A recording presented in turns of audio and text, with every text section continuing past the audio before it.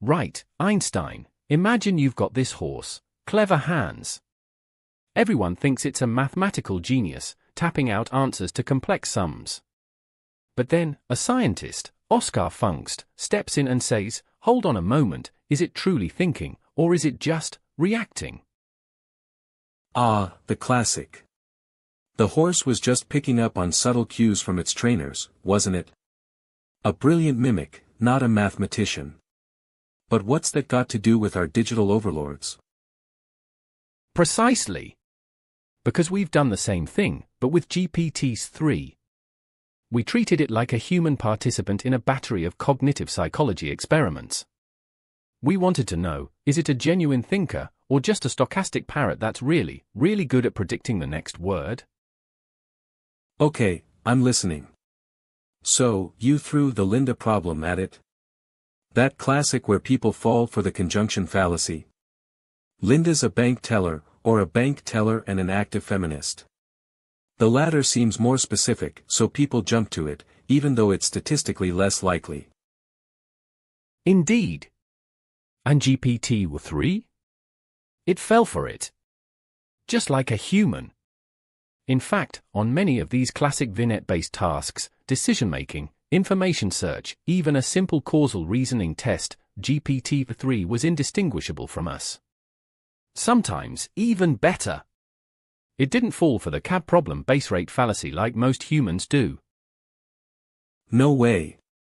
So, it is a genius. Sentient AI confirmed.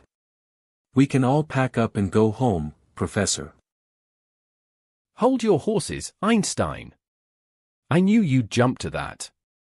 But wait, it gets complicated. We found that these impressive results were, well, rather fragile. Change a single word in a prompt, switch the order of options, and suddenly GPT-3 goes wildly, nonsensically astray. It's like asking clever Hans to do calculus in a dark room. Ah, the old, adversarial vignette. So, it probably just memorized the answers from its training data, then. All those psychology papers and textbooks. It's just regurgitating. That's not thinking, that's just a very large, very fast library. Precisely why we had to go deeper. We designed procedurally generated task-based experiments. Think of it like a video game that generates a new level every time you play. No memorization possible. And here's where it gets truly fascinating. Alright, Professor, hit me with it. What did the stochastic parrot do when it couldn't cheat? We gave it a multi-armed bandit task. Imagine a row of slot machines, each with a different, unknown payout. You have to decide whether to exploit the machine you think is best, or to explore the new one to learn more. Humans are good at this, using both random and a directed exploration. Random exploration, I get that. Just try something new on a whim. Directed exploration is when you, strategically try the lever you know least about, right? Even if the odds look bad, you do it to gather more information. Exactly. Now, get this, GPT-3, the Da Vinci model, actually outperformed humans in overall reward. Less regret, better choices. But when we looked at how it did it. Oh, here it comes, the but wait moment. Did it just guess a lot? It showed traces of random exploration, yes. But here's the kicker, no signatures of directed exploration. None. It wasn't strategically seeking out new information. It just got lucky or processed the statistical noise in a way that humans don't. It's like it's a brilliant poker player who never bluffs to gather information, just plays the odds perfectly. So it's better, but it's not thinking like us. It's like it's optimized for outcome, not for understanding the underlying mechanics. That's wild. But you said deliberation earlier. Does it plan at all? Ah, the two-step task.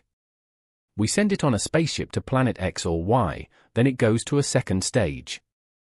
But sometimes the spaceship takes you to the wrong planet. Model-free learning agents just react to the last reward.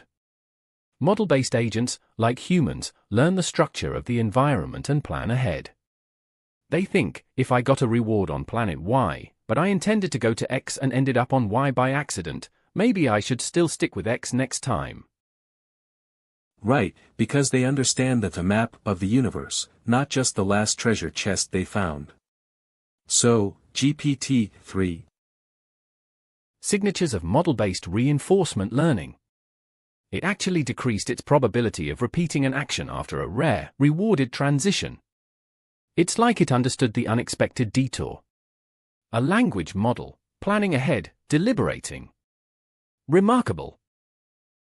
Okay, that's genuinely mind-blowing. A language model actually building an internal model of its environment and using it to plan. That's a huge step beyond just stringing words together. So, it's not a parrot, it's a chess player. Almost. But then, we hit its Achilles heel, causal reasoning. We tested its ability to distinguish between seeing something happen and doing something to make it happen. Like, does A cause B and C, or does B cause A, which causes C? Crucially, you need to understand interventions to truly grasp causality. Right, the difference between observing that the street is wet and the grass is green and turning on the sprinkler and making the street wet and the grass green. One's correlation, the other's causation. GPT-3 must have nailed that, given it just deliberated about spaceships. It failed, Einstein. Miserably. It couldn't incorporate the causal structure we explicitly gave it into its inferences. It treated observation and intervention almost identically. It couldn't tell the difference between seeing and doing in a complex causal chain. Its responses were neither human-like nor normatively correct. Whoa. So it can plan, but it can't figure out why things happen. That's a massive blind spot. It's like it can play a beautiful game of chess, but if you ask it why the knight moved there, it just says, because that's what usually happens next. Precisely. This study confirms that while GPT-3 is incredibly impressive at mimicking human-like behavior and even showing surprising signs of deliberation, it lacks crucial elements of human cognition, strategic, directed exploration and robust causal reasoning. It learns from passive streams of data, not by actively interacting with the world. So, the secret to truly smarter AI isn't just feeding it more internet, it's getting it off the couch and into the real world. Letting it poke and prod and see what happens.